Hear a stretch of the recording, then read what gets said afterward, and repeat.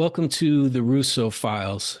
My name is Donald Barry, and I'm an American tracking Russian influence in American politics and culture. So this is just episode two. And so I'm sort of finding my way and figuring out how to do this. The election was on Tuesday. And if I'm pushing back against the Russians, I'll let you guess who I voted for.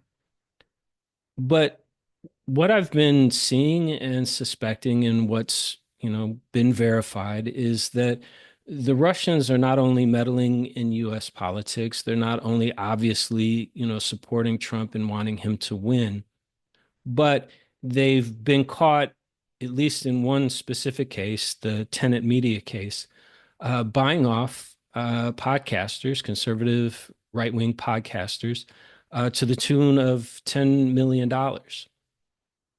And, I noticed this pattern, and I know other people have noticed this pattern prior to that. But when the Tenet Media um, scandal, the Tenet Media case became public, that's when, I was like, okay, this is, obviously a real thing. And then Trump wins on Tuesday, and it's like, okay, somebody's got to do something. So this is my golden thread. This is my Occam's razor. It's okay for people to, want a more isolationist stance from America. It's okay to say that America can't, spend all its treasure policing the entire world. But to do that, to put those positions out, but then to be unwilling to call the Russians out on their atrocities, to me is a huge red flag. And so it's obvious to me that the Russians are behind the scenes working to orchestrate. People are really colluding with Russians, I think more knowingly than unknowingly. Um, and so what I'm trying to do with this podcast is to start connecting the dots. So I hope perhaps, you'll be patient with me if this is something that interests you, because I'm doing it because I don't feel like anybody else is doing it. And so this just being episode two, I'm looking at this and I'm like, how do I organize it? Where do I start? Do I take down Tucker Carlson? I did a thing yesterday on Tulsi Gabbard and Jordan Peterson. But one way to go about it is just to react to things as it comes to me. And so this morning I was in the car and I had YouTube on, and a guy named Peter Boghossian came up. He's not as famous as, Tulsi Gabbard, Tucker Carlson, or Jordan Peterson. But he does have a significant following, over 200,000 subscribers on YouTube. And I'm actually one of them. So that might give you a little bit of a window into my personal politics. Voted for Kamala Harris, but I'm willing to subscribe to somebody like Peter Boghossian, who has made a name for himself pushing back against woke culture because I share some of the same concerns. A lot of the people that I'm going to be criticizing, I'm not necessarily criticizing the words that come out of their mouths. I'm criticizing the words that should be coming out of their mouths but aren't. In other words, if you're going to claim, a deep concern for what, gender transition surgery is doing to kids in America, I believe you should at some point also be calling out the Russians for kidnapping tens of thousands, perhaps hundreds of thousands of Ukrainian children. And when you're not, and when you're super aligned with Trump, who's obviously, working hand in glove with the Russians, I have to ask why that is. That's a real red flag to me. And so this, talk by Peter Boghossian came up in my YouTube feed this morning, and listening to it, I was struck by how all in he is for Trump and how he's willing to call out one side but completely omit the other side. And I was just going to respond to that. But as I got into it, as I, listened to what he had to say and re-listened to it, and then started doing Googling on the location where he's giving this talk from, the people that he's involved with, there it was. This is this pattern that I see, this golden thread that leads every time back to the Russians. So let me pull up Peter Boghossian and give you a taste of who he is if you haven't seen him already. And so this is Peter Boghossian's page on YouTube, and you can see here he's got 211,000 subscribers. So he's got a pretty good imprint on YouTube, and he's a philosophy professor. He's part of this new University of Texas at Austin University at Texas, whatever it is. It's this new university that they're trying to start to get away from the whole woke culture that's taken over academics. But he was at Portland State University, and he was part of him and two other academics put bogus papers into woke journals to show how easy it was to get published if you were just willing to say the quote unquote right things. That created a controversy at Portland State. He was censured and he resigned in protest. But let me just play a little bit of this video that he's got pinned on his page, and it'll give you some idea of who Peter Boghossian is before I go further. What would it take for you to move, not all the way over there, just one line, just one line? I guess if they told me how many genders specifically there were, I can't think of anything that would change my opinion, I guess. But if you got some friends, Oh, you're giving me the finger? Hi. I'm standing in front of the social work building. I'm harming individuals by asking that question. Okay, so that's, a cliche at this point in American politics. And so you can see where he's coming down on that. I do have to question why he would choose Portland State to get a job and, start his career. Like maybe you should have seen that coming, but this is Peter Boghossian. And like I said, I'm subscribed to his channel because, I see similar problems with the left. And as somebody who has a visceral dislike of Trump and sees this huge danger of Trump colluding with the Russians, my pushback against the left is, don't you see how you're creating Trump supporters? Don't you see how you're getting him reelected? So that would be why I would support somebody like Peter Boghossian. But when I listened to his talk from yesterday, and I start to dig in behind the scenes, forgive me if the sounds of my dog are coming through. This is, a perfect example of what I'm trying to draw attention to on this channel, because not only are his politics off, when I started to dig in behind the scenes of where he is, the people that he's working with the Russians. And so this is the pattern every time. When you start scratching beneath the surface, it's not just that people have positions or vote for people that I don't like. It's that when you start to dig beneath the surface, you see who they're aligned with. And so the title of this video is "The Enemies of Liberty Will Not Go Quietly into the Night." And this is him, saying that, the woke left got its comeuppance on Tuesday. It's at the Danube Institute. Now, if that were just to come up and I were to listen to him, I would get, his take on the election. But I might not look into the Danube Institute, right? I mean, I know there's a Danube River. Maybe the Danube Institute is just some think tank. Everything looks very clean and modern in this, lecture hall or wherever they are. But when I click on the Danube Institute and I do a little Googling, so the Danube Institute is a conservative think tank founded in 2013 and based in Budapest. and it's supported by the government. And so he's in Hungary. He's in Hungary, I'm assuming the day of the election. I mean, this was recorded the day after the election. And this is who the Hungarians are. This is their leader. So Hungary blocks EU Ukraine aid, deepening rift with Brussels. And this is Viktor Orban. And everybody knows that Viktor Orban is pro-Russian. He's in the pocket of the Russians.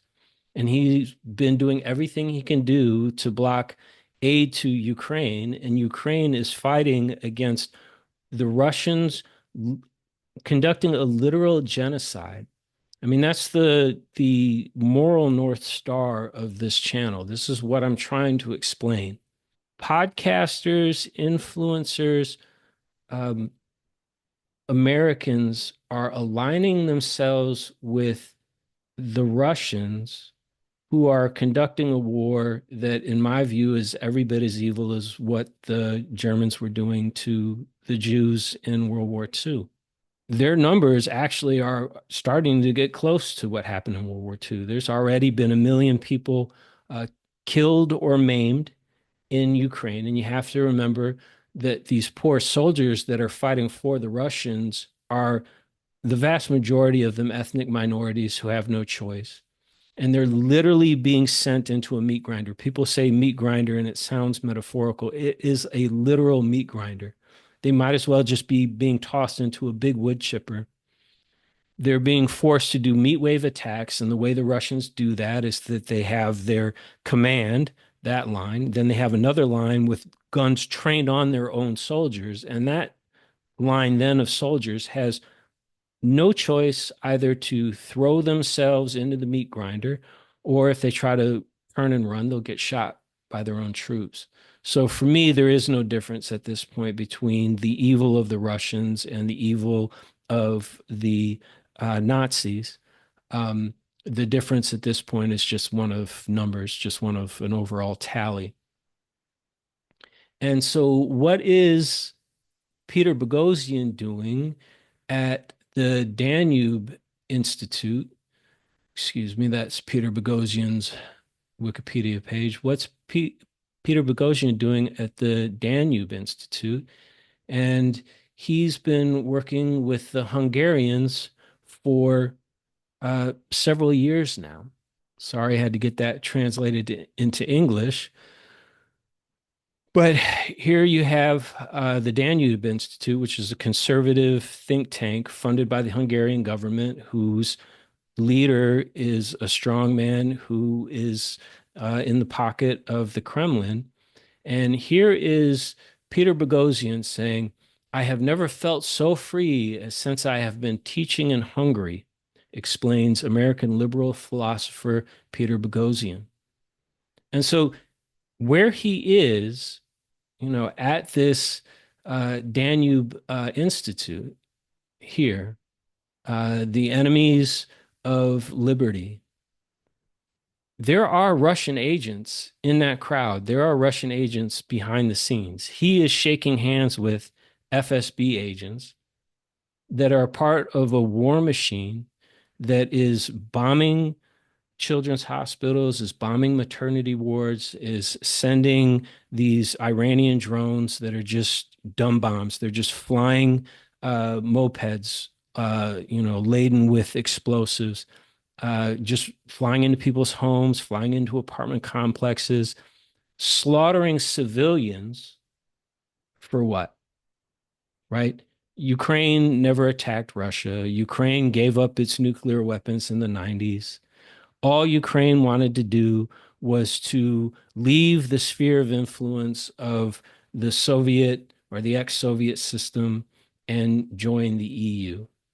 And in return for that, they've been facing, 9/11 scale attacks on a daily basis for 2 years now, and really going all the way back to 2012 when the Russians invaded the Donbass. So why is a guy like Peter Boghossian aligning himself with the Danube Institute, which is, directly involved with the Russians. And this is what I'm trying to do. I may not, I definitely don't have the best YouTube skills. And, hopefully as I move forward, I'll find a way to be more concise and more organized. But this is the stuff that I'm trying to call out. I didn't know any of this morning when I was listening to this talk. It's the content of what Peter Boghossian said. It was the way he said it, and it was the things that he wasn't saying that alerted me to look into it more deeply. And when I look into it more deeply, he is in bed with the Russians. He is carrying Russian water. He is working on behalf of the Russian government at a time when they are our sworn enemies, when they constantly nuclear saber rattle, and when they're committing a genocidal war of choice against an innocent people. So this is what I'm going to be doing. I'm going to be calling these people out. And so this is back to the Wikipedia page of the Danube Institute. Well, who do we have as an example over here on the right? Dave Rubin, live at Danube Institute. So Dave Rubin's in this. Don't know who Dave Rubin is? Dave Rubin is a political influencer on YouTube and elsewhere. And guess who Dave Rubin is a part of? Right-wing influencers were duped to work for a covert Russian operation, U.S. says. Dave Rubin, along with Tim Pool and I think three others, were part of this Tenet Media scandal. Tenet Media was getting $10 million from the Russian government to influence Americans. And Dave Rubin got a huge chunk of that. I think he got at least several $100,000, maybe over $1 million. So he's getting paid directly from the Russians. And I think, Merrick Garland and, the Justice Department is going really easy on people, allowing them to have this cover of saying they were duped, right? It's one of these, crosses that we have to bear in our society where people are innocent until proven guilty. And so because we can't prove that they actually knew, but how could they not know, especially when you're hanging out at the Danube Institute in Hungary? And then you got Tucker Carlson, and he was, broadcasting his show for a while from Hungary. And he was trying to persuade everybody that we should go in the direction of Hungary, we should go in the direction of Viktor Orban. And why would we do that? Because if people can't see at this point that Tucker Carlson is a Russian agent, I don't know what to tell you. I don't know if I could convince you of anything, but somebody's got to, talk about this stuff and connect the dots. So, go and check this out. The enemies of liberty. I mean, the way that he talks about the left in this. It was bad enough when I was listening to it and I thought the Danube Institute was here in America. But the things he's saying to a Hungarian audience, he talks about, we threw them out on Tuesday. No, we didn't throw them out. We voted them out on Tuesday. And then he goes immediately to the trans issue, and he brings up this whistleblower in Texas who revealed that a big Texas hospital was performing gender transition surgeries. And, if that's true, I don't think anybody under the age of 18 should have their genitals mutilated. So I would support that. But 2 points. One, it's a very difficult issue because it gets into people's beliefs, and they may believe what they're doing honestly, and they may believe that this is a real medical condition and this is the most humane way forward, right? We're adjudicating right now the line between the state and people's bodies and the state and people's children. The point is, the way he leans into that, they're mutilating people's genitals and this guy's going to go to jail and it's overreach from the DOJ. He's making it sound like the American left is the greatest evil on earth to a people that are hungry to have a salve for their own conscience. so that they can continue to support a genocidal war in Ukraine. Be concerned about American children. Stand up against kids having gender reassignment surgery when they're too young to know the difference or advocate for themselves. That's fine. But if you're going to do that and you're going to rail against the left and call the left a wild dog the way that he does in this um, talk, in this monologue that he gives, you damn well better also then be doubly as concerned about all of the tens of thousands, perhaps hundreds of thousands of Ukrainian children that have been kidnapped and taken to Russia, where they will be treated as slaves, where even worse things will happen to them. And if you don't, and you're taking money from the damn you institute and you can just fly back and forth at will, and you're aligned with, an institute that's aligned with Dave Rubin, and he's been caught taking hundreds of thousands of dollars from the Kremlin. These are the dots that I'm trying to connect. And I'm going to try to get better at it. I don't know if I'll be able to, might be outside of my wheelhouse, but this is what I'm trying to call attention to. Peter Boghossian is just one more influencer who somewhere between they have this acronym in the intelligence service for how you turn somebody as an agent. It's MICE. It's money, ideology, compromise, or ego. So money, you pay people off. Ideology, you get an ideologue and you turn their ideology in your favor. Compromise, you have compromise on them, like, the Russians have on Trump. Don't be fooled. It's not Russiagate. That's real stuff. Or it's ego. And they've got Peter Boghossian here on at least two. He's mad. He's got this ideology. He's on a crusade against wokeism, and he's got this huge ego. So many people in academics that are, secret, they would consider them secret benevolent dictators. Just listen to Peter Boghossian. He's got all the answers. If only he could have the microphone, right? And so they're giving him a big microphone. And I think that might be part of the reasons why he has 211,000 subscribers. I think that might be part of how they're buying people off, is that they put their bot farms to work to get them subscribers, to inflate their numbers, and to help them gain a presence. As somebody who's tried YouTube on other channels, let me tell you how hard it is to get anybody to notice you. And so, I've found all this just because I listened to his message and heard how out of alignment it is, even with everything else that he was saying. And then I scratched beneath the surface, and here he's at the Danube Institute, who has hosted Dave Rubin, who has been caught taking millions of dollars from the Russians. And this is what I'm going to be doing on this channel. So if you like this, if this concerns you, if you're interested in it, please give me your support with a like, comment, and definitely a subscribe.